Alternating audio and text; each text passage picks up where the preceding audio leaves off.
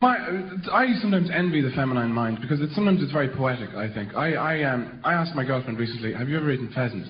And she said, not really. Isn't that fantastic? To be able to think like that. I mean, what does that mean? Somebody slip it in your drink? Did you wake up one morning in a pheasant hutch with one in your mouth? What happened?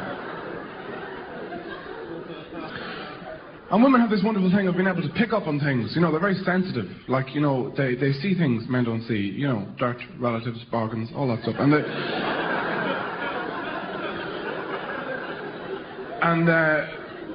like when you're having a, you know, when they say things like, oh, I knew she was depressed. Why? She didn't finish her tea. What? Men need more, you know? Oh, I knew he was a bit off. His head was on fire.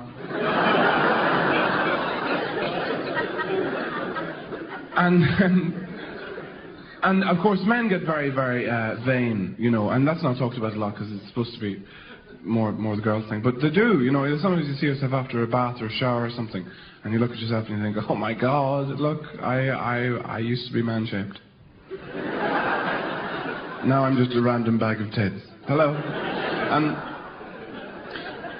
you go in to the person you're with, you know, in my case it's a woman, and you go in and say, what are you doing with me? You're a beautiful person. You got all this fabulous, you know, feminine stuff here, furniture and everything. What are you doing with somebody like me? What is this, a fucking experiment? What's going on? And women try and soothe all the time, so just say, oh, you know, be quiet. You're wonderful. You're great and everything.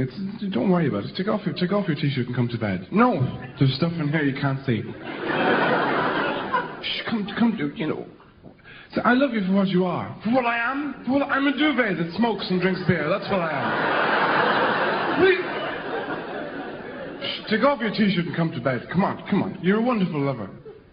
Yeah, but am I the best? Because men are pathetic, and that's what they want to know. And women don't have that competitive thing, so they go, there is no best. Ah ha ha! Who was he? I know, it's one of those blue-eyed guys with loads of teeth and hair and skin and all that modern shit.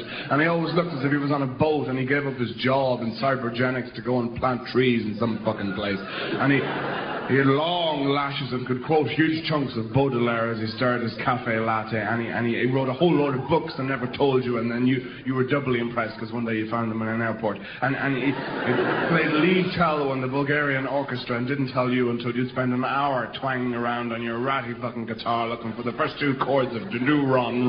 And he was mysterious and everything. He couldn't call because he was smuggling Crocrobian children across the border to get them to safety using his fucking knowledge of missile tactics and his inheritance and everything. And then he got involved in some underground documentary film group and was killed in a really tragic way for sedition. One of those guys, huh?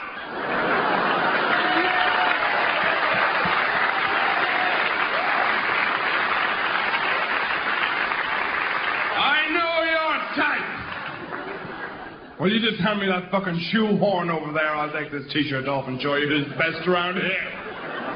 I may have spent too long in the toilet, but I've almost got some feeling back in one of my legs.